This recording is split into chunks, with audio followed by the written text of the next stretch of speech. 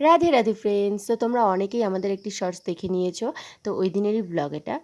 তো আমি বেরিয়ে পড়েছিলাম অটো ধরে। আমি ফাটাপুকুর থেকে বাস ধরে, তারপর ও বাসে ওঠে এবং তারপর আমরা বাস থেকে নেমে টোটো ধরে আমরা যেই মহাবিস্তান আমরা হেঁটে হেঁটে পার হচ্ছিলাম। আর আমাকে কি সুন্দর হাত ধরে পার করছিল দেখো গাইস। তারপর আমরা চলে যাই কোট মোড়ের ইচ্ছা মায়ের কালী মন্দিরে। তো সেখানে যাই, এটা ওর স্বপ্নে এসেছিল এই মা। তো সেই কারণে ওখানে আমরা পুজো দিতে যাই এত দূর থেকে। তো ও আমাকে ওর সঙ্গে যেতে বলেছিল। তো আমি বলছি যাবোই যেহেতু, তো আমি কেন পুজো দেবো না। তো সেই কারণে প্ল্যান করে আমরা যাই। এখানে এখন ঠাকুরমশাই আমার এখান থেকে পুজো দেওয়ার জন্য ফুল নিয়ে নেয় এবং প্রসাদটা নিয়ে নেয় এবং পুজো দিয়ে দেয়। তারপর ওখান থেকে আমাকে আশীর্বাদের ফুল এনে দেয়।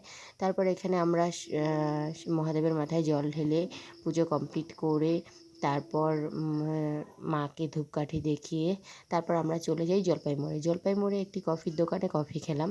আর কফিটা ছিল ভীষণ টেস্টি। আর তোমরাও যদি যাও অবশ্যই ট্রাই করো। তারপর আমরা চলে যাই মিয়ামারে গিয়ে আমরা কিছু খেয়েছিলাম। এটা কী যেন ছিল, যাই হোক আমি ভুলে গিয়েছি। তারপর আমরা বাস ধরে চলে আসি ওর বাড়িতে।